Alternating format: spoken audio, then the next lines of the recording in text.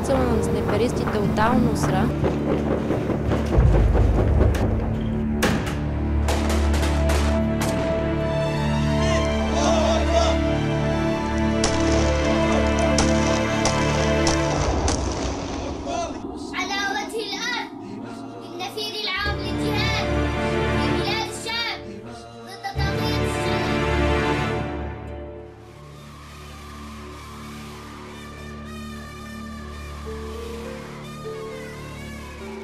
Тези деца са обучавани за войници в един от тренировъчните лагери на Ал-Кайда в Афганистан.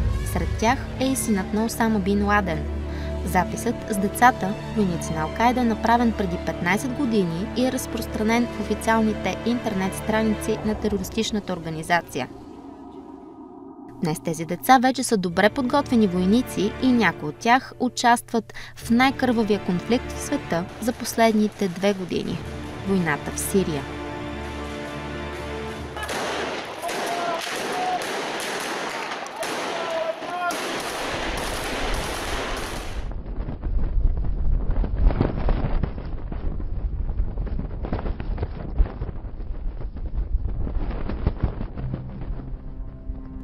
Ислямска държава в Ирак и Сирия. Тази табела посреща посетителите на град Рака в северна Сирия.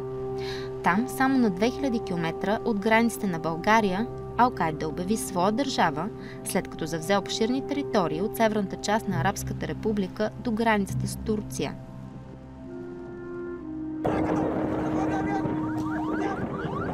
Новата ислямистка държава е разделена на емирства и се ръководи по законите на шериата. Тук действа шериатски съд, който издава смъртни присъди.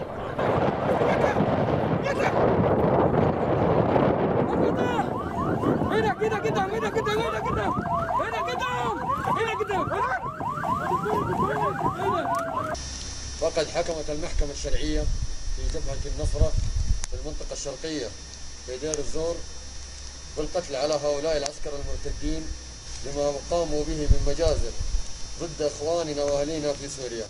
تكبير! الله أكبر! تكبير! الله أكبر! تكبير! الله أكبر! الله أكبر! تكبير! الله أكبر! تكبير! الله أكبر! تكبير! Всеки град има свой емир, който е и местният командир на терористите от групировката ISIS или в превод на български Исламска държава в Ирак и Сирия. Муджахидините от ISIS са едно от най-мощните крила на Ал-Кайда в Сирия. Другото крило на Ал-Кайда тук е фронтът Ал-Нусра, който контролира предградието на Дамаск и южната част на Сирия около град Дара. Целта и на ISIS, и на Ал-Нусра е сваляне на светския режим и създаването на ислямистка държава чрез етническо прочистване на християните и мюсюлманите от други религиозни общности, различни от тяхната.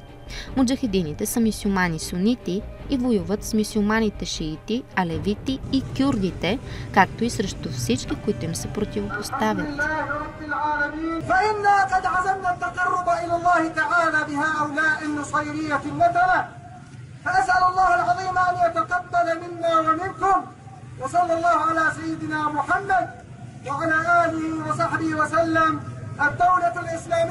في العراق والشام الله أكبر.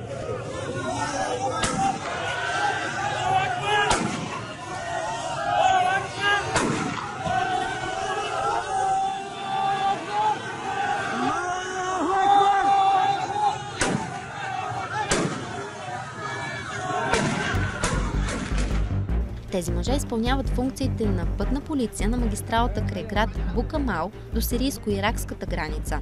На записът, разпространен от официалния сайт на Ал-Кайда, се вижда как убиват 3 шофьори на тирове, само защото са левити, а не сунити като тях.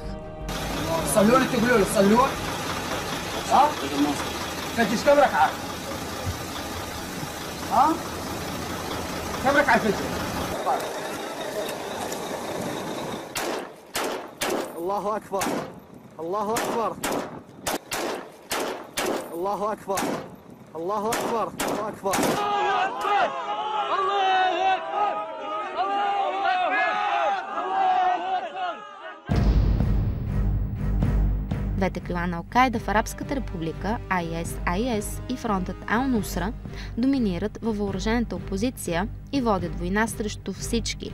Срещу режима на президента Башар Ал-Асад, срещу Сирийската свободна армия и срещу цивилното население, което отказва да им се подчини. Бунтовниците от Сирийската свободна армия, които първоначално започнаха битката с режима, вече не са фактор във войната. Муджахидините успяха да ги победят и да превземат ключовите им позиции в северна Сирия. TV7 се срещна с членове на Ал-Нусра на границата с Ливан. Разполагаме с записи на техни военни ръководители, които не се появяват публично от съображения за сигурност. Айман Ал-Залахири е ръководителят на цялата мрежа на Ал-Кайда след убийството на Осама бин Ладен. В негово обращение, излъчено на 19 ноември 2012 година, той призовава членовете на организацията на джихад в Сирия. يا أسود الشام استحضروا نية الجهاد في سبيل الله لنصرة الإسلام والمستضعفين والمعذبين والأسرى وللأخذ بثأر شهداء المسلمين. استحضروا نية الجهاد في سبيل الله لإقامة دولة تدافع عن ديار المسلمين وتسعى لتحرير الجولان وتواصل جهادها حتى ترفع رايات النصر فوق ربى القدس السليبة إن شاء الله. По заповед на Залахири, в Сирия е създаден фронтът Ал-Нусра. Негов ръководител е Абу Мохамед Ал-Джулани. Той идва с муджахидини от Ирак. Това е единствената публична поява на ислямисткия лидер, но и до сега самоличността му не е потвърдена официално. В друг запис от 7 април 2013 година, ръководителят на Ал-Кайда в Ирак, Абу Бакер Ал-Багдади, също се присъединява към джихада в Сирия и обявява създаването на нова структура на Ал-Кайда, ISIS или Ислямска държава в Ирак и Сирия. فنعلن متوكلين على الله إلغاء اسم دولة العراق الإسلامية وإلغاء اسم جبهة النصرة وجمعهما تحت اسم واحد الدولة الإسلامية في العراق والشام. 2 дни по-късно, на 9 април 2013 година, в запис до членовете на Ал-Кайда, лидерът на Ал-Нусра, Джулани, отказва сливането на двете исламистки групи. هذه بيعة من أبناء جبهة النصرة ومسؤولهم العام نجددها لشيخ الجهاد الشيخ أيمن الظواهري حفظه الله فإننا نبايع على السمع والطاعة في المنشط والمكره والهجرة والجهاد وأن لا ننازع الأمر أهله إلا أن نرى كفرا بواحا لنا فيه من الله برهان. Между двете организации на Ал-Кайда настъпва срив. Те се разделят зоните на влияние. ISIS поема контрола на север, а Ал-Нусра на юг. Идеята за Велика ислямска държава или ислямски халифат е на ръководителят на Ал-Кайда в Ирак Абу Мусаб Ал-Заркауи, убит през 2006 година. И двамата ръководители на муджахидините в Сирия, Джулани и Багдади, са негови ученици.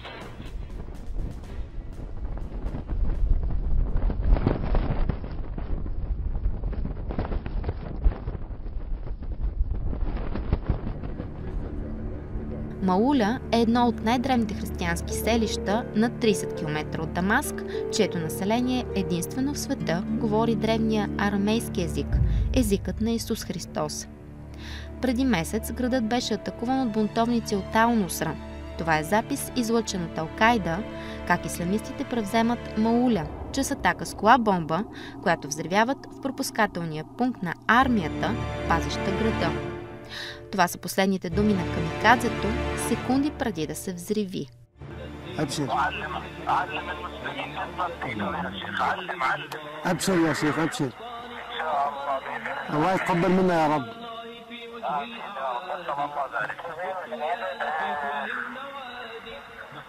الله يثبتك يا شيخ يا رب يفتح عليك يا رب الله أكبر الله أكبر تكبير الله أكبر الله يتقبلك يا مصعب. Екипът ни дойде в Мауля след новината, че древното християнско селище е атакувано, а християнските символи са поругани и разрушени. В момента тук се води сражение между силите на редовната сирийска армия и бунтовниците от Ал-Нусра.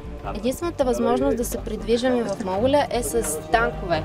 Нашият екип ще направи обиколка на разрушеното селище с бронирана техника тъй като районът е осеян с снайперисти от Ал-Нусра. على اساس 10 دقائق يا زلمه صاروا 10 ساعات استنوا طن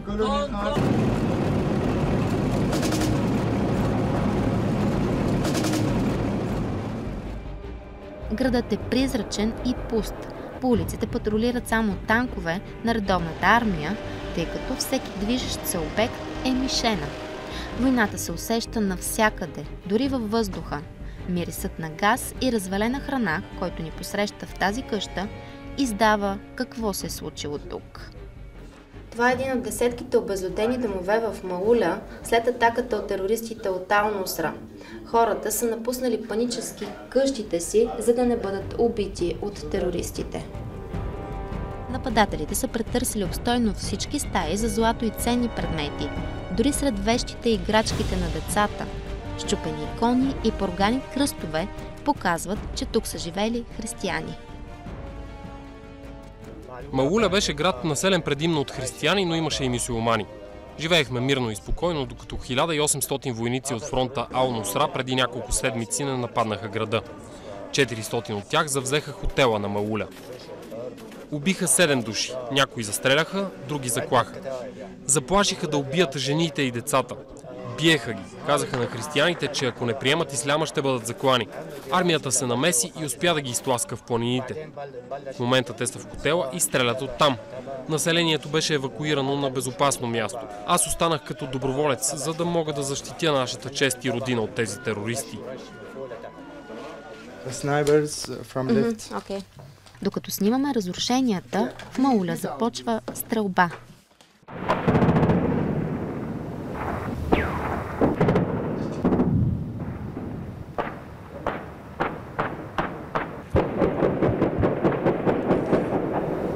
Сме под прицела на снайперистите от Ал-Нусра, които се крият в отсрещния хотел в Мауля. Силите на армията успяха да ги отблъснат от срещните дъщери, където успяха различните поставки на терористите.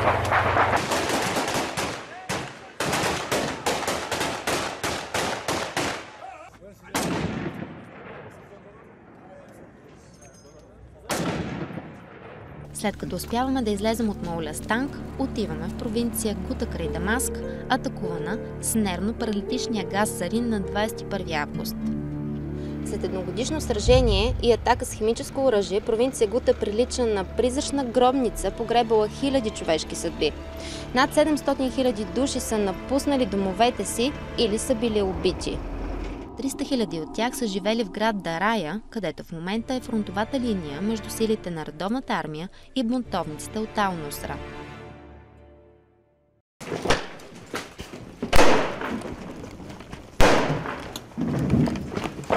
Сраженията тук продължават повече от година, тъй като бунтовниците са прокопали мрежа от тунели, които ги свързват със съседно селище под техен контрол. Оттам те получават храна, оръжие и боеприпаси. Част от тунелите вече са локализирани от армията и са взривени с експлозиви. Бунтовниците са изтласкани в източната част на града, откъдето стрелят с снайпери по всички движещи се мишени. Градската среда осигурява добро прикритие от снайперистите. Придвижването се извършва през специално пробити за целта дупки в стените на жилищните сгради, тъй като тук няма ясно определена фронтова линия и сраженията се водят в жилищните квартали.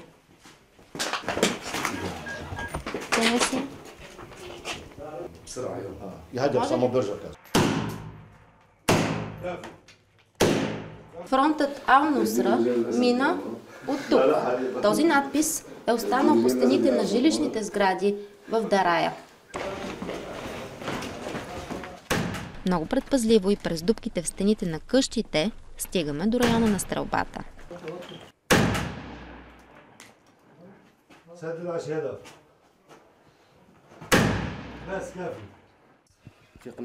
Отсреща има снайперист и много често стреля по нас. Цялата стена е пробита от неговите куршуми.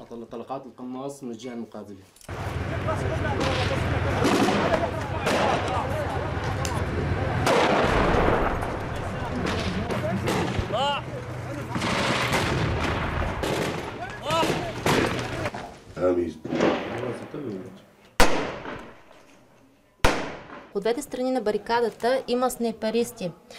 Само тази жилищна сграда разделя силите на армията от тези на въоръжената опозиция.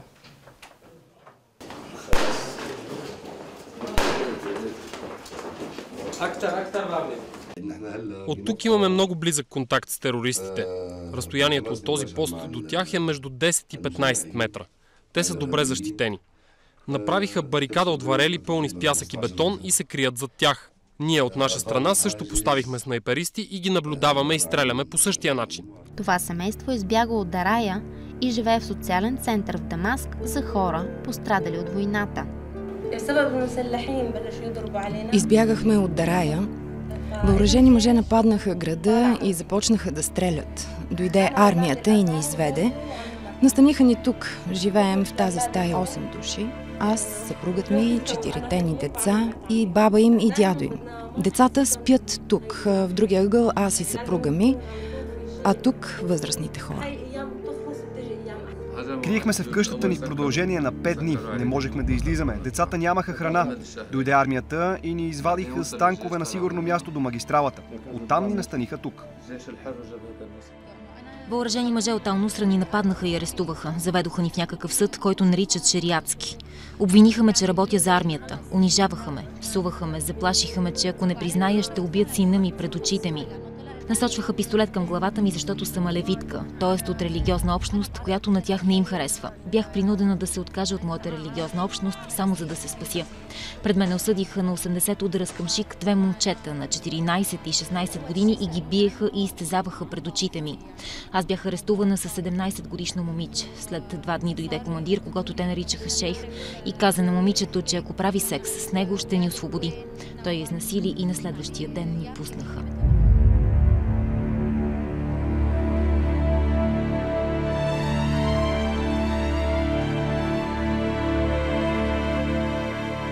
Сара е едно от многото момичета в Сирия, принуждавани да извършват секс джихад. Според идеологията на Ал-Нусра, радикалната групировка, представяща се като Ал-Кайда в Сирия и воюваща срещу светския режим в Дамаск, всяка жена е длъжна да участва в свещената война, наречена джихад, чрез секс, за да отиде в рая.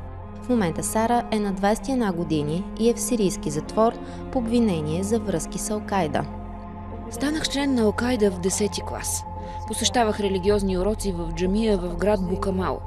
Имаше един шейх, който идваше от Ирак и ни преподаваше тези уроци. Те бяха свързани с организацията на Ал-Кайда.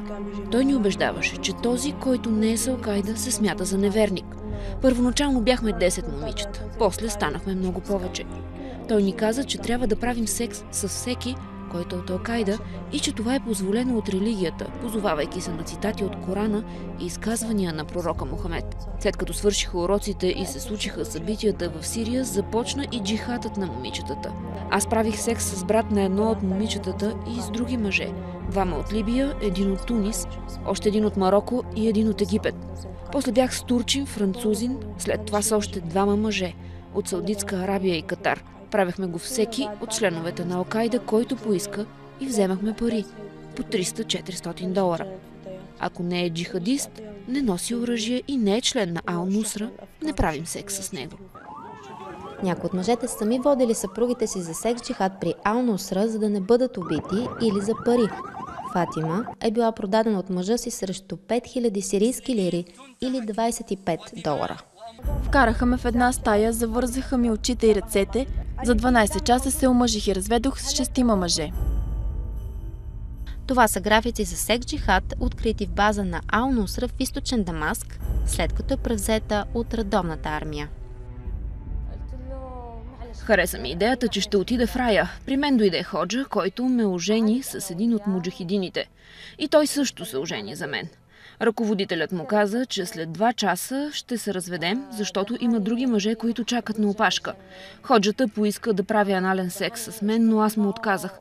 Остана при мен 30 минути и си тръгна. Изкъпах се, облякох се и в стаята влезе 3-ти мъж. Ожени се за мен, после се разведе. След половин час дойде 4-ти мъж и също се ожени за мен и после се разведе по същия начин. При тях видях много млади момичета. Попитах ръководителят на батальона какви са тези малки момичета и как правят секс с тях. Те са девствени. Той ми отговори, че един ходжа им е издал фетва. че щом са девствени, пак могат да бъдат с тях, като правят анален секс, за да запазят девствеността им. Много имами в Сирия се обявяват срещу идеологията на Ал-Нусра и биват отвлечени или убивани. Изтезанията продължиха 6 часа. Отрезаха ми ухото и ме караха да го изям. Простреляха ме, куршумът мина през крака ми и излезе от тук. Биха ме с дървени пръти и с електрически кабели. Чупиха ми ръцете, това са белези по тялото ми от побоя. След тези изтезания решиха да ме обесят на едно дърво, но не успяха да намерят въже и решиха да ме оставят да умра от мъченията им. Един от похитителите каза на другия: "Застреляй го в главата и го убий." Но Бог ме спаси. Куршумът влезе от тази страна и излезе от другата. Този свещеник бива обезглавен пред очите на малки деца.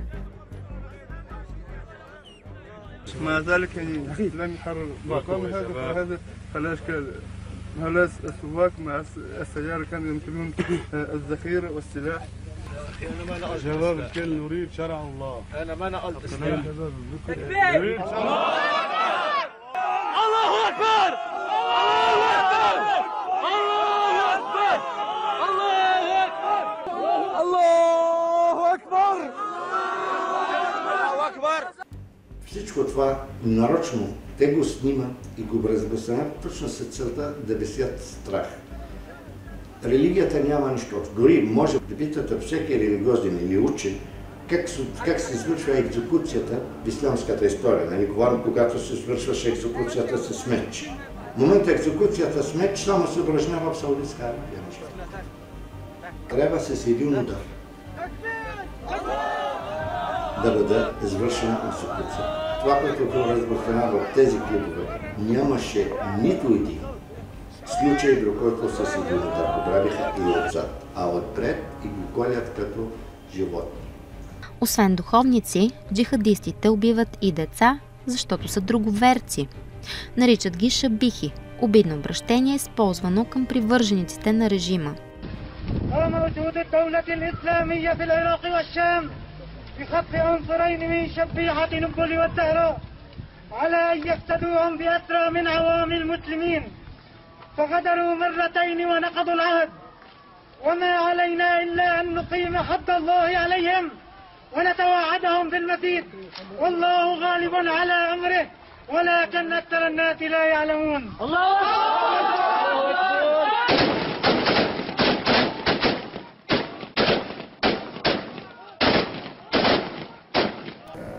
Държаха ни в тунел под земята, в малки килии. Бяхме около 200 души. Видях как убиха 15. Обезглавиха майка на 2 деца. Отрязоха и главата. Първо ни съблякоха голи. Всички пленници ни казаха, че ако не признаем, че работим за сирийските служби, ще ни изнасилят. За да покажат, че са сериозни, хванаха 13-годишно момче. Един му държеше тялото, друг либиец от Ал-Нусра го изнасилваше. Единствената причина това момче да бъде наранено е, че е шиит, т.е. не е като тях, а за техните разбирания е неверник. Тези мъже са въоръжени с черни маски и надписи Ал-Нусра. Целта им е да има религиозна война в Сирия.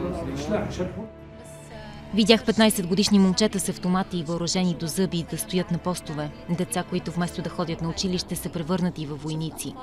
Видях деца облечени като джихадисти от Афганистан. Те или са отвлечени, или са дадени доброволно от родителите им.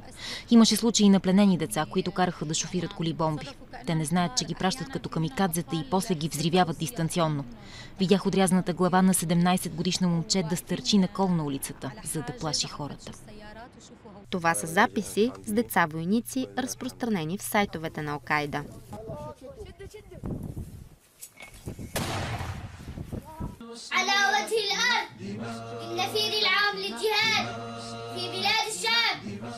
За тях детството свършва на 7 години. При тези ислямисти. Защото след 7 години, ако, според тях, ако детето ти не моли, можеш да го биеш даже. Даже има някои от тези клубове, където карат дете да реже глава на някой. На други клубове карат децата да гледат как се реже глава. Жертвите са 2 левити, осъдени от шериатски съд. Това дете трябва да получи първия си урок да убива. На записа се вижда и друго дете, което стои до обезглавения труп с автомат. الله اكبر والعزه لله. الله اكبر يا اخي هذا ما بيحل يضرب يا شباب. يا شباب يا شباب مو خرج يا احمد. ما ابو حيل يضرب يا شباب. خلاص اسمعني خلاص. يلا الله اكبر الله اكبر الله اكبر. قائدنا للابد سيدنا محمد. قائدنا للابد سيدنا محمد. قائدنا للابد سيدنا محمد. Ключова за развоя на войната в Сирия е операция на Ал-Кайда, извършена на 21 юли тази година в Ирак. Муджахидините от ISIS щурмуват 2 затвора с 12 коли бомби, убиват 120 души и освобождават 500 членове на Ал-Кайда от висшето й ръководство, осъдени на смърт. Те идват в Сирия и поемат командването на емирствата в Ислямската държава в Ирак и Сирия. Стана член на Ислямската държава, за да помогна на религията на Аллах и да установим неговите закони върху цялата земя. Балансът на силите не се определя от числеността и оборудването, е баланс между тези, които искат да умрат, и тези, които искат да живеят. Ние обичаме смъртта повече, отколкото вие живота. Кой ще спечели? След нахлуването на 500-те висши членове на Ал-Кайда от Ирак, издевателствата спрямо населението в Северна Сирия стават още по-жестоки. Тези мъже биват хвърлени от покрива на пощата в Алепо, само защото са държавни служители и получават заплата от режима. Това наказание се повтаря в банков офис в град Саламия, Северна Сирия. Тези кадри се разпространяват в сайтовете на Ал-Кайда като пример за джихадитска война и заплаха за всеки, който й се противопоставя.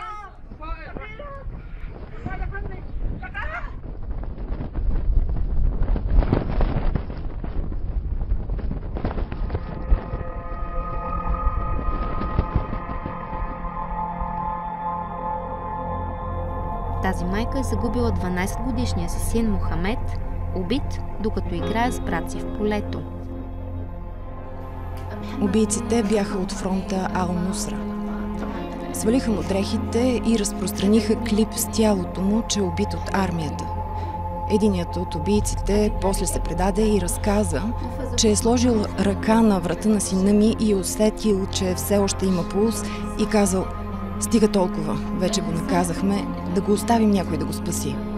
А другият му отговорил: "Не, остави го, той ще умре в гроба." После направиха погребение на детето ми и казаха на света, че е убито от режима, а това е моето дете и аз не знаех какво се случва. 3 дни след като погребаха сина ми, при мен дойде жената на убиеца му. Предложи ми пари и каза: "Ето ти този чек, вземай останалите си деца и отивайте да живеете в Доха, в Катар. Не мисли, че това ще спре. Ти направи голяма грешка, че подкрепяше режима и трябваше да бъдеш наказана, като се пролее кръв. Аз не мога да отида на гроба на детето си. Не знам къде са го погребали. Те ме осъдиха на смърт. Да не знам къде е гроба на сина ми." Вижте какво се случва при нас. Децата вече не искат да играят с детски играчки. Даваш му топка, а то казва: "Не искам топка, искам пушка." Децата вече нямат детство. Детството им е войната.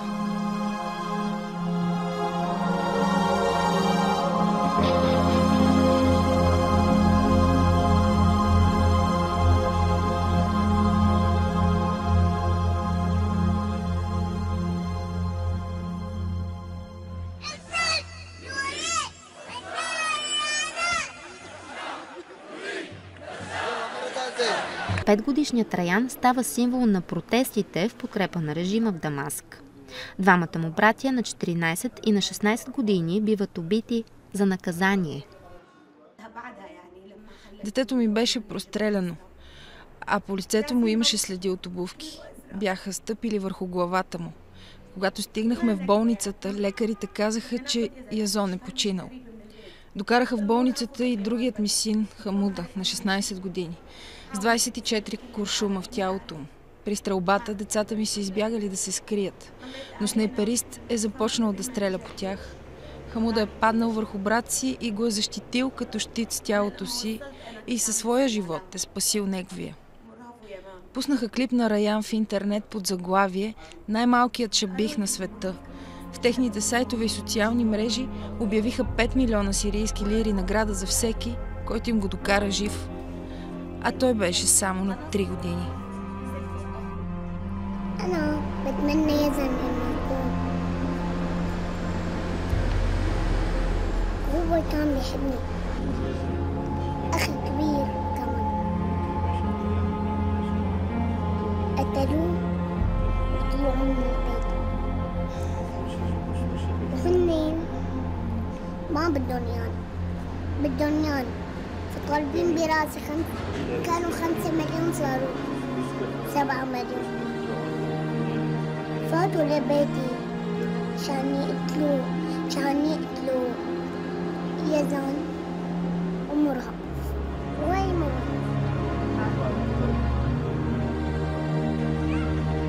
Синът ми беше войник и беше убит в сраженията.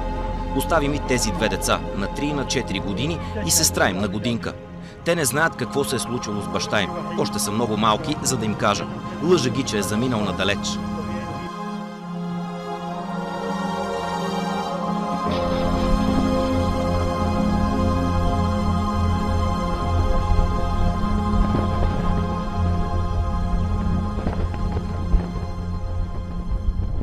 Мариям де ла Крос или Майка Агнес, както е известна в Сирия, е настоятел на манастир в град Каре, но не може да се прибере там, тъй като е получила заплаха от Ал-Кайда заради хуманитарната си дейност. Тя изготвя доклади за престъпленията в Сирия пред Съвета по правата на човека към ООН.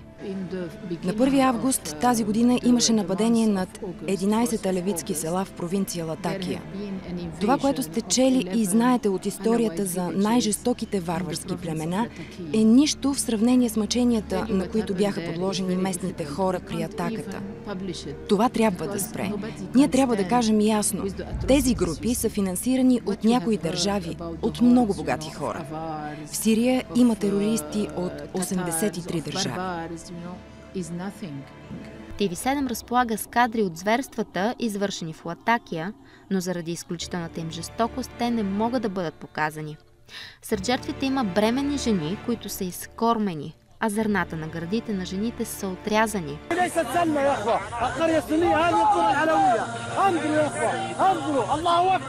105 жени и деца от Латакия са взети в плен. Това е видеозапис, разпространен от ISIS след похищението. Ние сме задържани при муджахидините. Плениха ни, когато атакуваха селата край Латакия и не иска да ни пуснат, докато не бъдат освободени техните муджахидини, задържани при сирийския режим. Ние сме около 105 души. Имаме едно искане. Има муджахидини, които са задържани в Латакия и на други места. Ще освободим тези жени и деца, когато и нашите муджахидини бъдат пуснати. Съдбата на тези 105 жени и деца остава неизвестна вече 3-ти месец. Жени сунити в град Джубар ми разказаха, че местният командир на фронта Ал-Нусра е изнасилил 500 жени. Влиза в къщите и казва: "Днес тази жена е моя и никой не може да му се противопостави." Екипът ни се срещна с членове на Ал-Нусра. Абу Хадер Ал-Сахили е командир на военния съвет в провинция Тартус. Загубила крака си от противопехотна мина, докато е пренасял оръжие от Ливан за град Хомс. Убивали ли сте цивилни, жени и деца? Ние сме цивилните. Нашата армия беше създадена, за да защити цивилните и протестиращите. Всички цивилни излязоха срещу режима, който започна да ги репресира, и ние тръгнахме с оръжие, за да ги защитим. Така че не може да се говори за други цивилни, освен нас. Да, в сраженията бяха убити много хора, и от нас, и от тях. Ще ви дам пример. В град Кусар бяхме притиснати от армията. Ал-Нусра подготви кола-бомба и уби 80 души и рани много от тях. След тази бомба ситуацията стана благоприятна за нас. Имаме ли друг избор, освен колите бомби? Пред камерата ни командирът на провинция Тартус призна за случай на канибализъм, при който бунтовник изважда сърце на убит войник и го изяжда.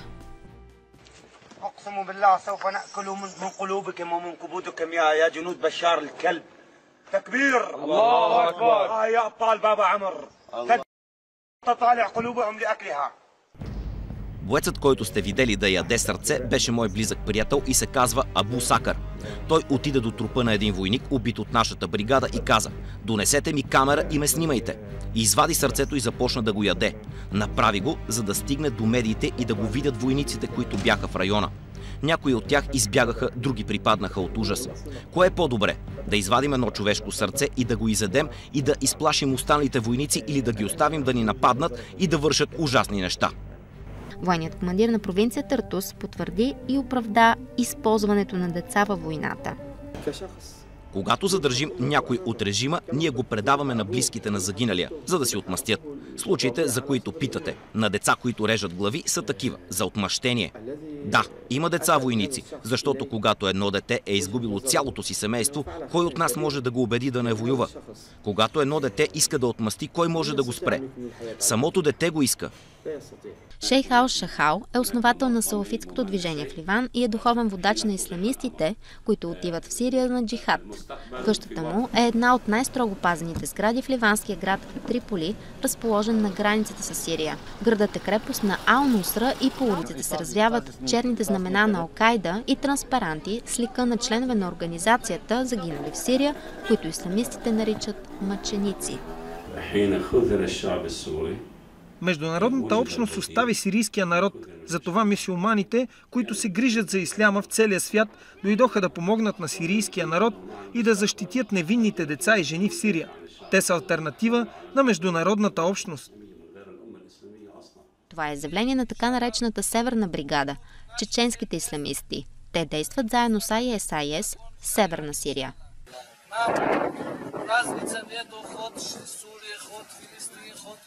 خود افغانستان خود چچنه خود کافکاز любое место иншаллах цель наши одинаковые иншаллах. Мы будем иншаллах сражаться до конца, который должны будем установить закон Аллаха иншаллах.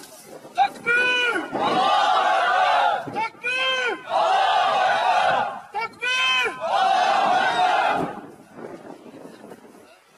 Бях в ливански затвор за 3 години по обвинение, че съм член на Ал-Кайда. Защо помагате на бунтовниците в Сирия? И как? Ние помагаме на сирийския народ. Да, има ливанци, които отиват да се бият в Сирия.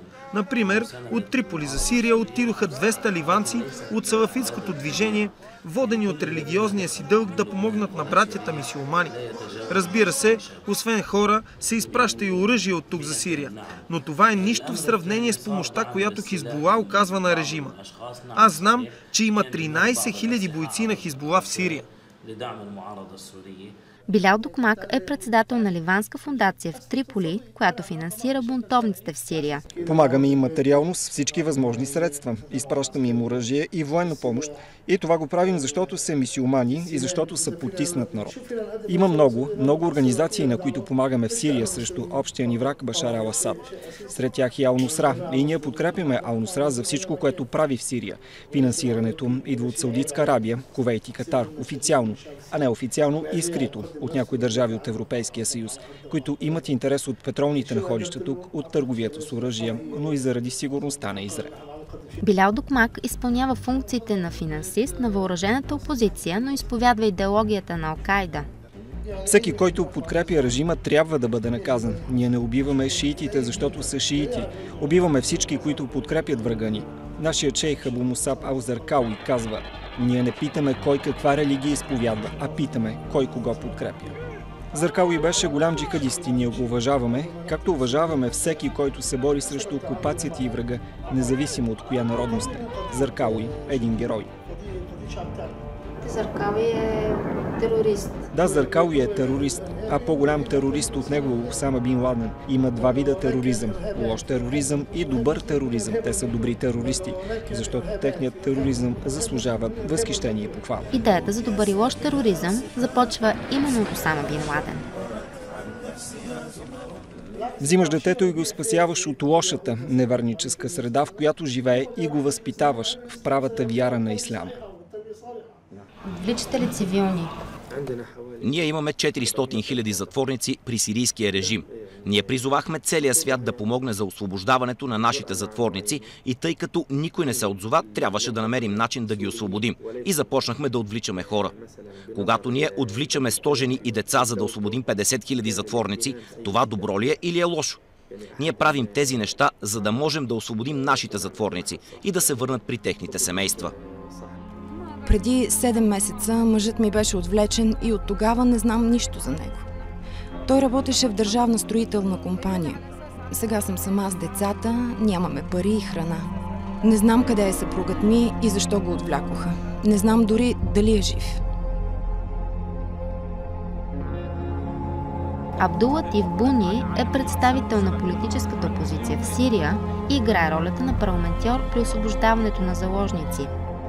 Не всички пленници биват освобождавани. Много биват измъчвани и убивани. След неуспешни преговори с терористите, аз трябваше да върна труповете на двама войници, разфасовани на части. Имаше случаи на убити жени и деца, на изтезавани и изнасилвани жени пленнички. Те не го правят само поради идеологически причини. Има други хора, които им дават упойващи вещества, за да вършат тези зверства.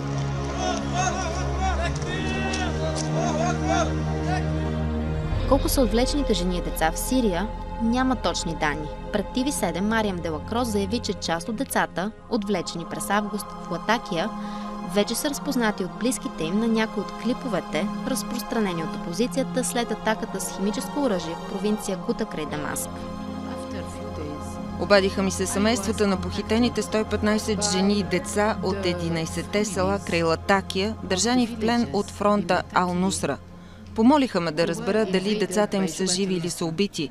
Трябваше да изгледам всички 200 видеоклипа, разпространени в интернет, за да разбера в кой медицински център да се обадя. Забелязах, че някои от клиповете са фалшиви.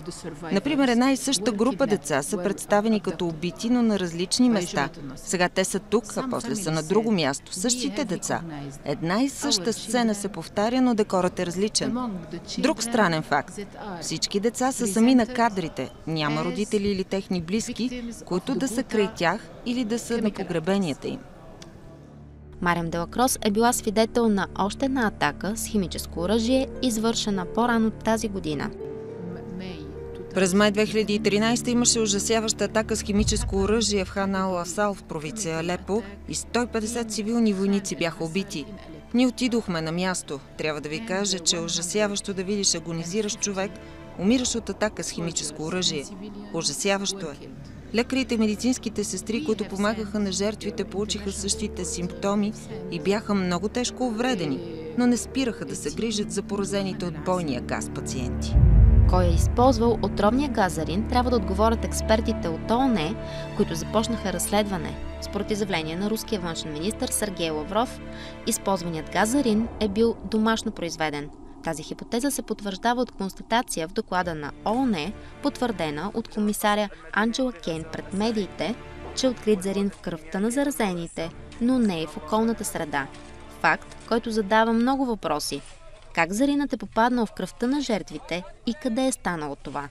Малко преди да бъдат констатирани случаите на химическа атака, лица, представящи се като въоръжена опозиция, разпространиха видеообращение, че ще отровят питейната вода на Латакия. В видеото маскиран мъж показва как приготвя отровен разтвор и го дава на опитен заек, който умира след 1 минута. Според заплахата, 2 грама от този разтвор в литър и половина вода са достатъчни, за да причинят смърт от половин чаша вода за по-малко от 60 минути.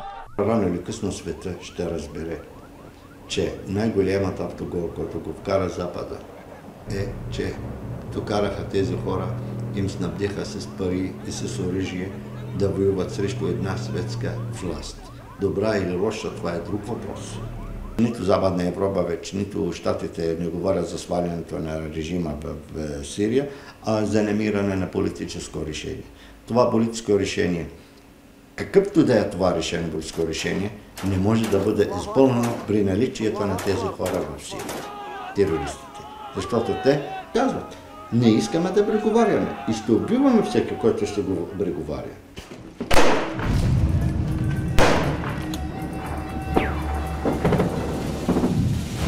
В момента сме под прицела на снайперистите от Ал-Нусра.